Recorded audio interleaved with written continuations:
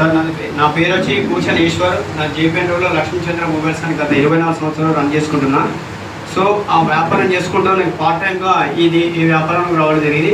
మన గురువు గారు అని మన అందరికీ టీం మెంటర్ అయిన గురువు దుర్గనాల బాబురావు గారు ఆ సార్ నా దగ్గరికి వచ్చి సెప్టెంబర్ 21 సార్ తీసుకోవడం జాయిన్ అయ్యడం జరిగింది. దాని తర్వాత నాకు ఎవ్రీడే చెప్తూనే ఉన్నాడు. సో చెప్తుంటే అన్న డబ్బులు వస్తున్నాయి అని చెప్తున్నాడు. కానీ నేను అంత పట్టించుకోలేదు.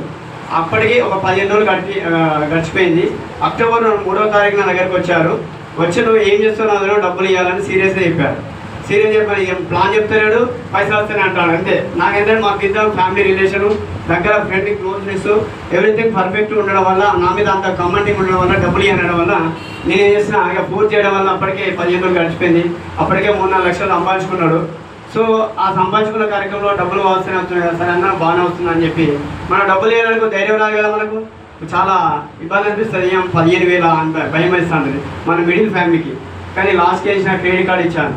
క్రెడిట్ కార్డు ఇచ్చి డీటెయిల్స్ తీసుకోవాలన్నా అని చెప్తే నువ్వు అన్ని డీటెయిల్స్ వాట్సాప్ పెట్టినా ఇంటిమేట్ చేస్తాను.